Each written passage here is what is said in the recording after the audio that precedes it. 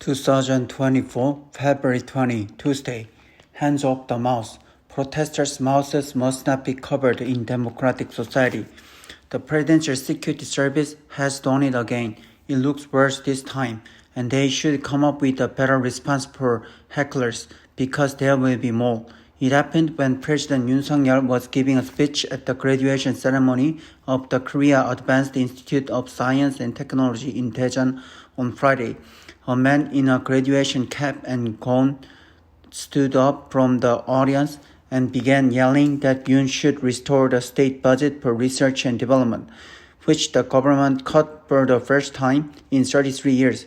According to the PSS, its agents told him to stop and sit down, but he continued. Then photos and videos footage show an agent covered the shouting man's mouth with his hand, and others joined to carry him out of the indoor venue. The man, a KAIST graduate named Shin Min-gi, turned out to be a spokesperson for the Daejeon branch of the minor opposition Justice Party. He was dozens of meters away from Yoon, unlike Representative Kang Seung-hee of the minor Jinbo Party, who clung onto the president's hand seconds before he was muffled and taken out by PSS agents on January 18. The presidential office told reporters that Kang did not let go of Yoon's hand and even pulled it toward himself, and that the PSS took action according to security protocol. This time there was only shouting from a distance. Yoon's office said the PSS removed the disruptor for safety in the heightened security area and to maintain order within the event venue, and again that it was an unavoidable measure in compliance with security protocol.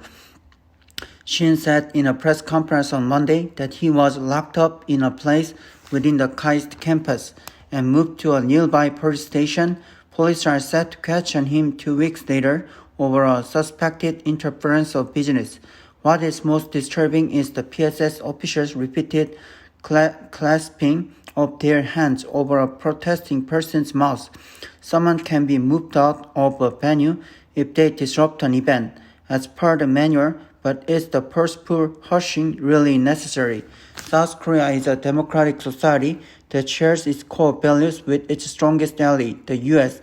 The two allies have endlessly emphasized that their ironclad alliance is rooted in common democratic values and respect for human rights.